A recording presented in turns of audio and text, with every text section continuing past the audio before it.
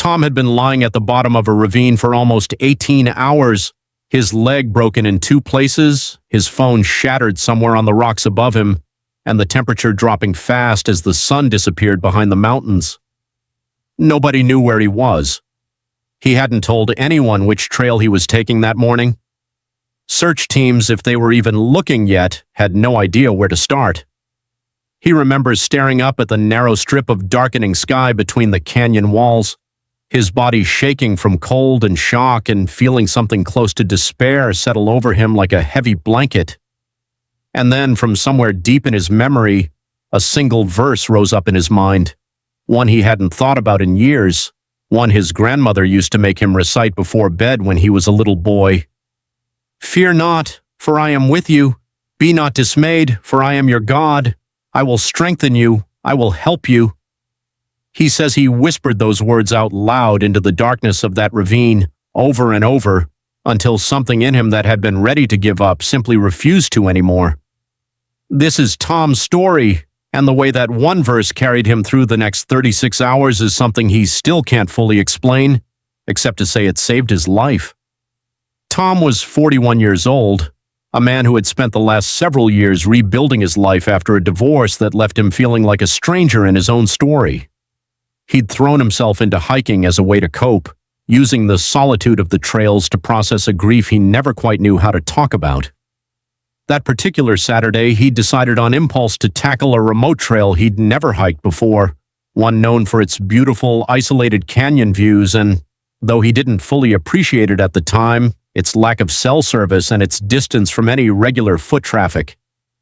He hadn't told anyone where he was going. It was a habit he knew he should break, a small carelessness that had never caused a problem before. Until that day. About 4 hours into the hike, following a narrow ridge trail along the edge of a canyon, Tom's foot caught on a loose section of rock. He remembers the strange, slow-motion feeling of losing his balance, the sickening realization that there was nothing to grab onto, and then the fall itself, tumbling nearly 40 feet down into the ravine below, rocks and brush tearing at him the entire way down. When he finally stopped moving, pain exploded through his right leg so intense he nearly blacked out. He looked down to see his leg bent at an angle legs are never supposed to bend. His phone, which had been in his hand when he fell, was gone, shattered somewhere on the rocks above or lost completely in the fall. He screamed for help until his voice gave out. Nobody answered. The trail he'd been on wasn't one of the popular ones. He hadn't seen another hiker in over 3 hours before the fall. As the reality of his situation set in, so did the fear. Nobody knew where he was. He hadn't told his sister, his closest family member, which trail he was taking. Search and rescue, if anyone even realized he was missing, would have no starting point. As the sun began sinking behind the canyon walls and the temperature started dropping fast, Tom lay there in growing darkness, his leg throbbing, his body shivering, and a heavy despair beginning to take hold that felt far more dangerous than the injury itself. Tom hadn't been an especially religious man in recent years. He believed in God in a general sense, the way many people do, but prayer had become something reserved for holidays and emergencies, more habit than heartfelt conversation. Lying in that ravine, though, with darkness closing in and his body growing weaker by the hour, something in him reached for the one thing he had left. He started praying, quietly at first, then more desperately as the night wore on. "God, please let someone find me. Please don't let me die out here alone." But somewhere around the second hour of darkness, exhausted from fear and pain, Tom says his mind drifted back, unexpectedly, to his childhood bedroom, to his grandmother sitting on the edge of his bed every night, making him recite a verse from the book of Isaiah before she'd turn off the light.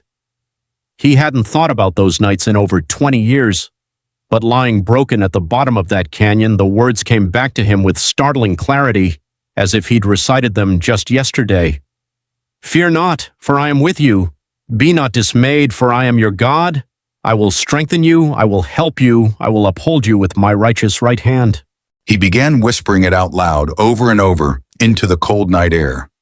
At first, it was simply something to hold on to, a distraction from the pain and the fear. But somewhere in the repetition, something shifted inside him. The verse stopped feeling like a childhood memory and started feeling like a promise being spoken directly over him, in that exact moment, in that exact ravine. I kept saying it, Tom recalls, and every time I said it, I believed it a little more. Fear not, for I am with you. I wasn't alone down there. I knew it in my bones by the third or fourth hour of saying that verse out loud. I wasn't alone. Tom says that verse became the only thing keeping him conscious and fighting through that long, freezing night. Every time the pain became unbearable, every time exhaustion threatened to pull him under in a way he feared he might not wake up from, he would whisper it again. Fear not, for I am with you. He used it to regulate his breathing, to stay alert, to keep his mind from spiraling into the kind of hopelessness that in a situation like his can be just as dangerous as the cold itself. By the next morning, dehydrated, in agony but still conscious, Tom heard something that made his heart leap. A voice distant, calling out, echoing faintly off the canyon walls. His sister Karen had grown worried when he didn't answer his phone or show up for their regular Sunday call. She'd contacted local rangers, who initially told her they had no starting point since he hadn't logged his hiking plans anywhere official. But Karen, in a moment she describes as pure instinct, remembered Tom mentioning weeks earlier, almost in passing, that he wanted to check out a remote canyon trail he'd read about online. It was a small, easily forgotten detail, but something told her to push the rangers to check that specific trail first, ahead of several others they'd initially planned to search. That instinct turned out to be the difference between finding Tom in time and not finding him at all. A search and rescue team began working that trail early the next morning, and it was one of those rescuers whose voice Tom finally heard echoing down into the ravine sometime around midday, nearly 36 hours after his fall. When they finally reached him, lowering equipment down into the ravine to stabilize his leg and carry him out, one of the rescuers later told Tom something he'll never forget.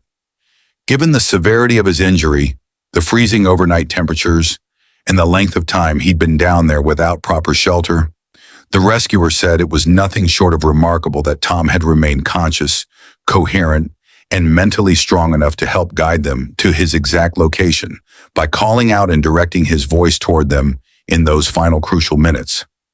Tom knows exactly what carried him through those 36 hours. It wasn't willpower alone. It was a single verse from his childhood, rising up from a memory he didn't even know he still had, that carried him through the darkest night of his life. Tom spent several weeks recovering, first in the hospital and then at home, his leg held together with pins and a long road of physical therapy ahead of him. But he says the recovery that mattered most wasn't physical. He called his sister the moment he was stable enough to talk, and through tears, he thanked her for that instinct, that small nudge that led rescuers to the right trail. And he called his grandmother too, now in her 80s, and told her, for the first time as an adult, exactly what those childhood verses she'd made him memorize had done for him 36 hours into the darkest night of his life. He says she cried on the phone, telling him she never stopped praying that the words she planted in him as a boy would take root someday, exactly when he needed them most. Tom started reading his Bible again after that, not out of obligation, but out of a hunger he hadn't felt in years.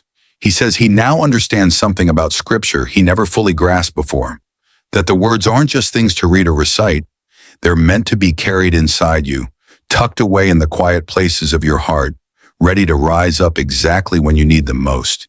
Even years later, even in the bottom of a ravine you never expected to find yourself in. I didn't even choose that verse, Tom says. It chose me. It had been sitting inside me for over 20 years, just waiting for the moment I needed it enough to remember it. Maybe you're not lying at the bottom of a canyon tonight, but maybe you're in a dark place of your own, a diagnosis, a financial fear, a broken relationship, a grief that feels too heavy to carry through one more night. Maybe, like Tom, you feel forgotten, unseen, uncertain if anyone even knows exactly where you are or how much you're struggling right now. Tom's story is a beautiful reminder.